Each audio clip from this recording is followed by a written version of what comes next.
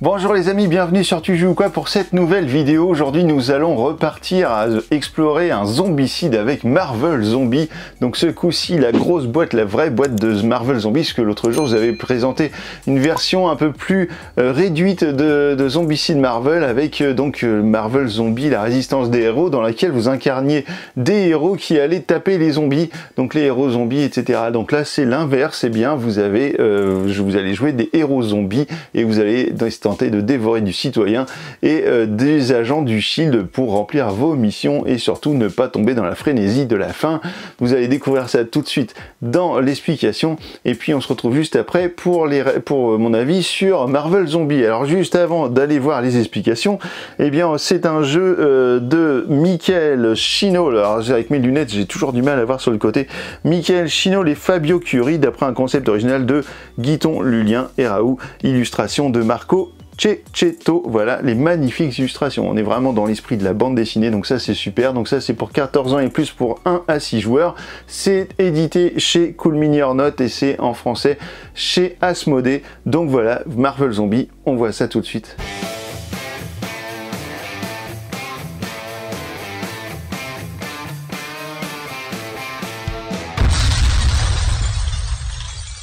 Voici une partie simplement du matériel très complet que vous allez pouvoir trouver dans une boîte de Marvel Zombie. Alors donc c'est un zombicide assez classique hein, dans sa manière de le jouer, sauf qu'évidemment là vous allez incarner des personnages différents de ce que vous pouvez incarner d'habitude, puisque d'habitude vous incarnez des humains contre des zombies, et bien là vous allez incarner des super-héros zombies à la pourchasse des humains. Voilà, donc là ça va être tout l'inverse, vous êtes les zombies, vous allez devoir dévorer certains personnages peut-être parmi dans vos missions que vous allez pouvoir faire, etc. Peut-être que vous devrez dévorer des citoyens ou dévorer des gardes du Shield, etc. Donc ça, vous allez voir un petit peu. Donc le but du jeu, eh bien dans Marvel Zombie, c'est la même chose que dans tous les autres zombicides, hein, évidemment. Vous avez une mission avec une mise en place de tuiles. Donc ici j'en ai mis que 2, j'ai pris un petit peu comme ça au hasard, pour rien vous spoiler. Et vous allez avoir à chaque fois une sortie qui sera indiquée juste ici, avec une tuile hein, que vous placerez là où on vous dira de la mettre. Ici vous aurez un emplacement de départ, donc là je vous ai mis ici pour vos personnages. Vous allez avoir des points de génération, ici par exemple, là j'en ai mis 2, pour faire venir un petit peu des ennemis pendant la partie. Vous allez avoir différents objectifs qui seront la plupart du temps donc repérés grâce à ces jetons. Ici c'est un rouge, j'en avais d'autres couleurs. Pour faire différentes variantes d'objectifs par rapport aux missions, vous aurez des portes. Donc là, ce sont des portes fermées. Ici, ce sont des portes cassées. Vous avez déjà des portes qui sont fermées ici, un petit peu à droite, à gauche, sur le plateau. Et donc, à chaque fois que vous allez en casser une, eh bien, ça vous coûtera une action et vous prendrez un petit jeton d'une porte rouge, puisque c'est celle qui est en quantité vraiment plus importante dans le jeu. Et donc, vous allez placer une porte comme ceci, cassée à un endroit. Donc, ça vous autorisera à rentrer. Une porte que vous ouvrez ne peut jamais être refermé. À chaque fois que vous rentrerez dans un bâtiment, eh bien vous allez spawn des zombies, enfin j'allais dire des zombies, non, des gardes du Shield, des agents du Shield et parfois des citoyens. Donc à chaque fois qu'il y aura une petite icône comme ceci avec un personnage citoyen, eh bien il faudra spawn un citoyen, et à chaque fois que vous aurez des triangles comme celui-ci, eh bien il faudra spawn des cartes d'agents du Shield avec ce petit paquet de cartes qui est là. Alors vous allez spawn non seulement des agents, mais vous allez spawn également des héros, puisque vous allez parfois combattre des héros, donc comme par exemple Thor qui est là, on va y revenir, mais vous avez Spider-Man, vous avez Black Panther, vous avez le Doctor Strange, vous avez Miss Marvel et Scarlet Witch. Les histoires de ligne de vue, c'est exactement comme dans les autres zombicides. Vous êtes dans la rue, vous avez la ligne de vue sur toute la rue. Lorsque vous êtes dans la rue vers un bâtiment, vous avez la vue sur la première case du bâtiment. Quand vous êtes par exemple dans un bâtiment, eh bien vous avez vue sur la rue et la première case du bâtiment en face, il a une porte ouverte. Voilà, et puis dans les bâtiments, eh bien vous avez la vue sur la case de la pièce suivante. Lorsque vous combattrez différents types d'ennemis dans une même pièce ou dans une section de rue, eh bien il y aura comme d'habitude un ordre de priorité, et cet ordre de priorité sera les super-héros, donc les gentils, ceux qui sont ici, enfin les gentils c'est vos ennemis quand même, les gardes, les opérateurs, les spécialistes et enfin les citoyens. Voilà, alors les citoyens en fait, à chaque fois que vous avez un citoyen sur une partie, eh bien lui il va toujours devoir partir vers un point de spawn ou vers la sortie la plus proche pour essayer de s'enfuir. Parfois vous aurez des citoyens qui seront accompagnés de gardes et donc le garde se déplacera en même temps que lui. Alors vous savez que Zombicide évidemment c'est un jeu rempli de figurines, et bien voici déjà une grande partie des figurines avec les opérateurs qui sont ici en plus grand nombre, donc c'est l'équivalent des walkers dans les Zombicides. Vous avez les spécialistes qui sont ici qui sont l'équivalent des runners, vous avez les gardes ici qui sont l'équivalent de, je sais plus comment ils s'appellent, les fat quelque chose, qui sont plus gros et qui sont plus durs à battre puisqu'ils auront 2 points de vie, on rappellera ça des points d'endurance, et vous avez ici une partie des citoyens. Nous aurons également ici quelques opérateurs, encore des spécialistes des gardes, d'autres citoyens qui seront juste ici. Vous allez avoir les figurines des super-héros, donc qui seront non zombifiés et qui viendront vous embêter pendant la partie. Et vous aurez également le choix entre Hulk, Captain America, Iron Man et Captain Marvel qui sont juste ici, en plus de Deadpool et de Wasp pour incarner des héros zombies. Vous avez également voilà, des petits cercles jaunes qui tiennent pas toujours très bien, que vous allez pouvoir adapter comme ça sous vos personnages que vous aurez choisis, sachant qu'ici je vais vous montrer comment ça marche avec 2 personnages, mais vous ne devrez jamais avoir moins de 4 héros zombies pour faire une partie. Donc si vous jouez en solo, eh bien vous allez jouer les 4 héros zombies, et sinon vous allez vous répartir le nombre de héros zombies. Vous allez pouvoir aller jusqu'à 6 héros zombies, voilà, pour donc 6 joueurs lors d'une partie. Au niveau des cartes ici, nous avons enfin les cartes de traits. Alors les traits c'est particulier à Marvel Zombie, puisque vous allez pouvoir prendre des traits que vous allez ajouter juste ici. Alors cette carte c'est un peu spécial, on va y revenir, que vous allez pouvoir ajouter juste sur votre plateau joueur. Donc vous avez 2 emplacements de traits qui sont disponibles, et si vous avez des nouveaux traits et que vous voulez donc les changer pour en mettre un autre, et bien vous en mettez un autre, vous défaussez l'autre, et voilà. Celui-ci, eh bien c'est une embuscade. Vous pensiez récupérer un trait par exemple et vous générez un opérateur dans votre zone à la place. Donc voilà, donc les traits, alors vous allez pouvoir les récupérer à chaque fois en utilisant une action parmi vos 3 disponibles. Donc on va y revenir sur les actions possibles, mais vous allez donc pouvoir récupérer des traits comme ça et les défausser, ou bien cela va vous faire dépenser des points de faim. Alors les points de faim, il s'agit de cette jauge qui est là, qui va de 0 à 4. Au début de la partie vous êtes tous à 0, mais avant chacun de vos tours, eh bien vous allez obligatoirement monter le cube de faim d'un cran. Ce sera donc le premier élément de la phase des joueurs. Tout le monde va monter son cube de faim d'un cran. Et alors qu'est-ce que ça va donner ce cube de faim? Eh bien déjà lorsque vous allez attaquer, ça va vous donner 1 dé de plus par point de faim que vous avez. Donc ça c'est plutôt pas mal, ça vous permet d'être plus puissant, mais par contre si à un moment donné vous êtes à 4, eh bien vous ne pourrez plus du tout faire d'action autre que se déplacer et dévorer. Vous ne pourrez plus faire votre attaque spéciale, vous ne serez qu'en mode dévoration. Il va falloir que vous mangiez soit du citoyen, soit du opérateur, enfin voilà, il faut que vous dévoriez quelque chose. À chaque fois que vous aurez fait une dévoration suite à votre niveau maximal ici, ou bien même en cours de partie, eh bien vous allez redescendre votre niveau à 0. Ça peut vous permettre de le gérer, mais évidemment si vous devez attaquer un adversaire un peu coriace, ça va vous arranger d'avoir quelques dés supplémentaires, sachant que ces dés supplémentaires fonctionnent également pour la dévoration. Alors la fin, comme je vous le disais, vous allez donc avancer votre cube à chaque début de phase des joueurs. Vous allez en récupérer également lorsque vous ferez un lancer de dés, que vous allez obtenir cette phase de dés qui correspond au 1 sur les dés. Donc à chaque fois, hop, vous allez augmenter votre dévoration, votre faim pardon, d'un cran. Et vous allez peut-être augmenter votre faim également à cause d'une aptitude. Par exemple ici, avant d'attaquer, défausser, augmenter votre faim, les ennemis subissent -1 en endurance, minimum 1, donc forcément un ennemi qui aurait un seul point d'endurance ne peut pas mourir comme ça sans être attaqué, bien évidemment. Ensuite ici vous avez votre jauge de points de vie, donc ça va être votre endurance, vous démarrez tous à 5. Vous allez avoir également les capacités comme d'habitude juste ici qui vont correspondre à votre niveau de zone de jauge de danger. Donc au début de la partie tout le monde est à 0, donc tout le monde est dans le bleu, et à chaque fois que vous allez passer une couleur, donc le jaune, le orange et ici en 43 à la dernière case le rouge, et bien vous allez obtenir des aptitudes différentes en plus donc de ce que vous avez dès le départ. Alors bien sûr, ça va également changer le nombre de personnages qui vont spawn à chaque fois sur une zone, parce que si je prends ici la première carte, et bien vous voyez que si je suis au niveau bleu, et bien je vais avoir une ruée d'opérateurs, je vais en mettre 6 à un point, alors déjà 6 c'est énorme, hein, à un point de spawn, et puis en plus ils vont être activés aussitôt, donc ça c'est une carte bien violente. Mais par contre si je suis dans le jaune, et bien ce sera 8, si je suis dans l'orange ce sera 10, et si je suis dans le rouge, et bien ce sera 12. Il ne suffit que d'un joueur qui soit par exemple dans le jaune pour qu'on applique à chaque fois la capacité jaune au niveau des spawns.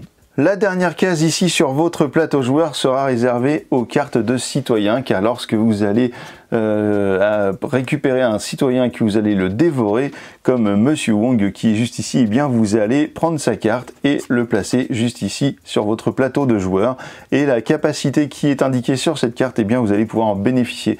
Donc vous n'avez qu'un seul emplacement de citoyen. Si vous à un moment donné dévorez un autre citoyen, et bien vous allez changer votre carte pour le nouveau citoyen si vous le souhaitez. La dernière petite chose à vous montrer concerne évidemment les attaques qui sont juste ici pour ceux qui ne connaissent pas encore. Et bien sur Deadpool par exemple, nous avons un point ici qui signifie que cette attaque sera une attaque au corps à corps, donc dans la même case, donc à une distance de 0, donc forcément dans la même case. Vous lancerez 3 dés pour cette attaque et il faudra faire 4 ou plus au dé pour réussir à faire une touche. Sachant que vous ne pourrez jamais battre un ennemi si vous ne faites pas la totalité de touches correspondant à son endurance. Les opérateurs ont un seul point de vie, donc une touche suffit à en enlever un. Si vous faites 2 touches, et bien vous en enlevez 2 s'il y en a 2 sur la place. Les spécialistes auront 1 point également, les gardes en auront 2, et vous aurez les héros qui eux auront un nombre de points de vie égal à ce qui est indiqué juste ici. Voilà, alors à chaque fois que vous allez battre un héros, et bien vous allez prendre autant de points de danger que son niveau d'endurance qui est indiqué juste ici. Donc attention à ça, et surtout qu'il y a également des petites caractéristiques qui sont ici qui font mal. Alors Thor est très dur à battre puisqu'il faut 5 touches d'un seul coup, donc il faut réussir 5 touches. Donc là je vous dis pas, si vous avez une arme, un coup de poing par exemple, ici avec le double katana qui a 3 dés, et bien il va falloir quand même déjà minimum avoir 2 de fin pour pouvoir lancer 5 dés et puis espérer avoir 5 réussites. Donc là c'est un peu chaud. Donc lorsque vous allez attaquer, eh bien cela fait partie d'une des actions, hein. Vous pouvez donc attaquer, donc soit avec votre action principale ici, soit avec l'attaque de dévoration. Donc l'attaque de dévoration, eh bien c'est toujours dans la même case puisque vous allez vous accrocher à votre adversaire pour le dévorer, comme son nom l'indique. Vous lancerez un dé, voilà, et il faudra faire 4 ou plus. Donc si vous avez une fin de 1, eh bien vous allez lancer 2 dés au lieu de 1, et il faudra faire au moins un nombre égal de touches égal au point d'endurance du personnage. Vous avez également la même chose ici, mais pour des attaques à distance avec le dard de la guêpe qui lui va pouvoir tirer à 1 de distance. Donc Wasp va pouvoir tirer à une case de distance, donc par exemple juste ici, avec 2 dés par attaque et 3 ou plus à faire au niveau des dés.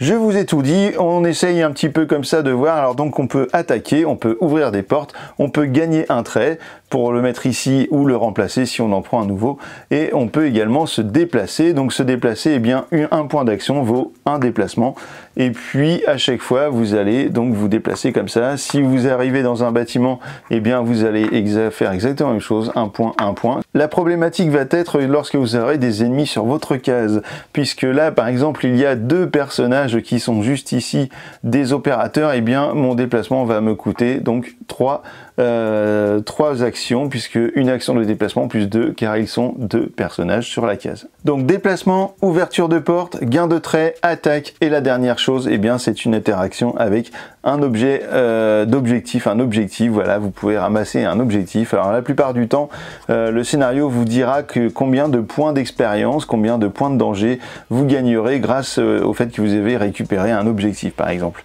Je rajoute une petite porte juste ici sur la case afin que Wasp puisse, alors la porte est cassée pour que Wasp puisse faire son attaque sur les deux opérateurs pour faire un petit peu le truc. Ici j'ai donc 2 dés et avec 3 ou plus, j'ai un point de fin, je peux prendre mes dés et je les lance.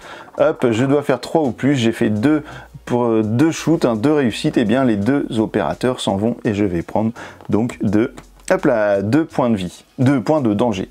Alors si j'ai 2 gardes comme dans cette position juste ici, eh bien il va falloir obtenir au minimum 4 touches pour éliminer les 2. Si j'obtiens 3 touches, eh bien j'en éliminerai un, mais mon autre action de combat eh bien, sera donc écartée par le garde puisque je n'arriverai pas à lui enlever ses 2 points de vie.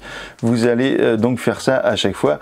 Donc lorsque vous aurez terminé votre phase de joueur, que vous aurez terminé votre action, eh bien ce sera la phase des agents du shield, de la phase des ennemis. Alors dans le cas de figure qui est ici, eh bien notre ami Deadpool est sur la même case que 2 gardes qui sont ici juste à côté de lui. Eh bien lors de la phase d'ennemi, eh bien les gardes vont faire leur action et donc leur action sera forcément d'attaquer Deadpool puisqu'il est dans leur case et ils vont infliger directement sans discussion, donc chacun un point de dégâts. Donc du coup notre ami Deadpool va perdre 2 points de dégâts, 2 points de vie à cause de ces 2 gardes. Si j'avais un spécialiste juste à côté, eh bien il aurait utilisé ces 2 points d'action, donc il se serait déplacé d'une case et aurait tapé Deadpool de la même manière. Et si le spécialiste était déjà sur la même case, il aurait tapé 2 fois Deadpool directement avec ces 2 actions. Alors il faut savoir évidemment que dans Zombicide, si l'un des héros zombies meurt pendant la partie, eh bien la partie sera terminée. Donc après la phase d'attaque des ennemis, vous allez avoir la phase de déplacement. Donc si ce spécialiste était juste ici, eh bien il irait hop 1 et 2 juste ici sans attaquer puisqu'il aurait fait ces deux actions de déplacement. Et ensuite vous allez avoir la phase de spawn des ennemis. Donc là vous allez prendre une carte, hop, vous allez faire ce qui est indiqué dessus, donc souvent c'est pour spawn des personnages. Là en l'occurrence non, ce sont tous les opérateurs, donc si on avait des opérateurs dans la même case, ils auraient été activés, donc une activation supplémentaire. Alors à chaque fois vous allez spawn directement sur la case où il y a un 1 et ensuite vous allez faire des spawns comme ça tout en tournant dans le sens des horaires des aiguilles d'une montre pour les autres points de spawn. Ici vous allez spawn un super héros, ça tombe bien, on va aller tirer un super héros, mais vous le savez déjà, vous l'avez vu, c'est Thor. Donc Thor arrive avec son marteau juste ici et lorsqu'il va se déplacer, eh bien lui aura 2 actions comme les spécialistes pour se déplacer ou attaquer. Ensuite, ce sera la phase des citoyens. Si vous avez un citoyen qui est en jeu avec, j'en avais un tout à l'heure, voilà, avec un petit point comme ça, et bien s'il est sur la même case qu'un héros zombie, et bien il va lui coller un dégât en le tapant. Voilà, ce sera bien fait pour le héros zombie, tant pis, puisqu'il après tout il veut le dévorer. Donc certains citoyens se défendent. Et donc ensuite vous allez arriver donc à la fin de round. Vous allez ensuite redémarrer une nouvelle phase de joueur et essayer de réaliser votre mission. Alors vous avez une petite carte comme celle-ci, exactement la même que dans Marvel Zombie, la résistance des héros, je vous ai déjà présenté. Donc ça c'est un signe des Avengers, donc vous allez avoir ce signe-là qui sera placé à un endroit suivant le scénario. Si par exemple, imaginons, il était juste ici, et bien lorsque j'ai un personnage qui est dans sa zone, pour le prix d'une action, je peux, à distance indiqué ici de 2, et bien à faire une attaque sur tous les personnages qui sont dans la zone. Alors on va dire que par exemple, il serait ici, ce serait plus facile, puisque ici je n'avais pas de ligne de vue. Donc là, je l'active ici, et là, pour 3 personnages, et bien je vais lancer 3 dés, donc 1 dé par personnage, et je vais donc enlever des personnages qui auront été tués au-delà de 4 et plus. Sachant que ce pouvoir-là, le signe des Avengers, eh bien, ne touche pas les héros. Ensuite, ce pion, eh bien, vous allez le mettre là où vous avez fait l'attaque et vous allez le placer sur sa face verso avec le signe un petit peu endommagé, et lorsque vous l'utiliserez une deuxième fois, eh bien, vous l'enlèverez complètement de la partie. Je vous disais donc, lorsque vous rentrerez dans un bâtiment, lorsque vous ouvrirez une porte, simplement, eh bien, vous allez spawn des personnages ici, donc des ennemis, hein, que ça soit, donc par exemple si vous spawnez ici, eh bien vous allez spawn pourquoi pas donc 2 opérateurs ici si vous êtes en bleu, et un super-héros juste ici.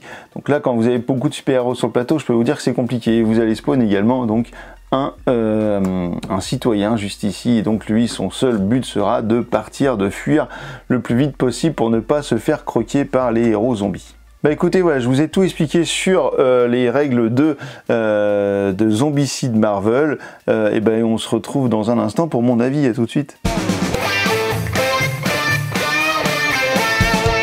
Voilà, maintenant vous savez tout sur à peu près sur le fonctionnement de Marvel Zombie. J'ai peut-être oublié 2-3 petits trucs, mais enfin bon, c'est pas très grave. Maintenant vous avez quand même une vision globale de ce qu'est Marvel Zombie et de son matériel.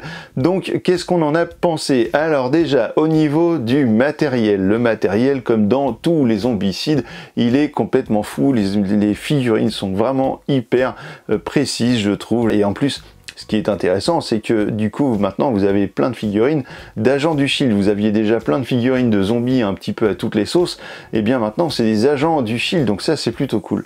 Vous avez également des magnifiques figurines pour les héros et les héros zombies. Voilà, donc tout ça est rangé dans des inserts, vraiment, où toute figurine, voilà, prend sa place. Il n'y a rien qui bouge dans la boîte, c'est vraiment super comme d'habitude avec les zombicides. Les illustrations, et bah juste elles sont mortelles, voilà, quand on aime un petit peu cet univers de super-héros, et bah franchement, qu'est-ce que vous voulez dire sur des illustrations comme ça, qui sont juste à tomber, voilà, vous avez vos héros zombies là qui sont en train de faire la guerre ici à Spider-Man, là c'est vraiment trop bien au niveau des illustrations, et tout ce que vous avez retrouvé dans le jeu, et ben c'est illustré pareillement, de la même façon, tous les citoyens sont issus de l'univers Marvel, etc. C'est vraiment super cool. Le gameplay, eh bien, on est sur un gameplay très classique d'un zombicide avec les 3 actions, avec les déplacements, les ouvertures de portes, etc.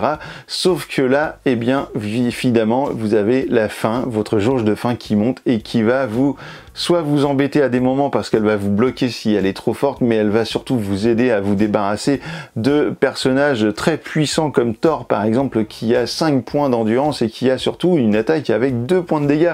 Donc là, attention à lui, parce que si vous êtes dans sa case qui vous colle deux actions de combat, vous prenez 4 points de vie si vous êtes tout seul dans la face. Donc ça, c'est très chaud.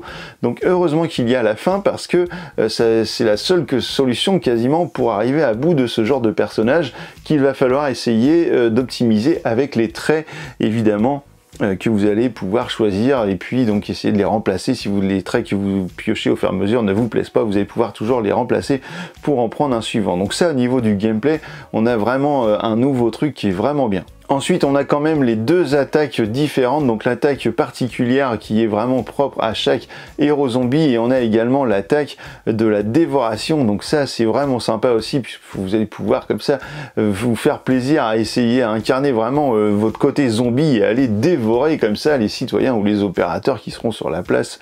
Donc ça, c'est vraiment chouette. Vous allez prendre vraiment beaucoup de plaisir, je pense, à incarner maintenant le côté zombie des personnages. Le livre de règles est, comme pour tous les autres zombicides, hyper clair, hyper plein d'illustrations. Il y a plein de pages, vous allez retrouver toutes les explications, vraiment avec des exemples dans tous les sens. C'est hyper bien foutu, mais franchement, enfin, on peut difficilement faire mieux que ça, franchement, au niveau des explications. Et puis, vous avez donc tous les scénarios qui sont disponibles dans le livret de règles. Alors à chaque fois, hop, j'essaye de vous le montrer sans qu'il y ait trop de reflets. Vous avez par exemple ici, donc vous avez 10 scénarios pour le mode zombie, mais alors par contre à la suite, vous avez des modes, des missions pour le mode héros.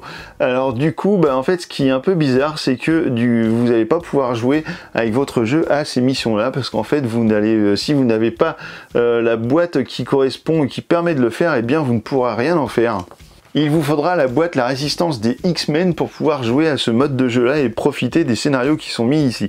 Donc je trouve ça un peu bizarre de les avoir mis dans le scénario de base de la boîte qu'on peut acheter comme ça, pour peut-être nous donner envie d'aller chercher une boîte de X-Men héroïque, mais c'est vrai que une boîte de zombicide, c'est quand même un coût assez important, et du coup bah, on n'a pas forcément les moyens d'aller chercher plus, et pas forcément l'envie non plus, parce que peut-être qu'on aurait plutôt envie d'aller chercher la boîte du Undead or Alive pour avoir un côté western.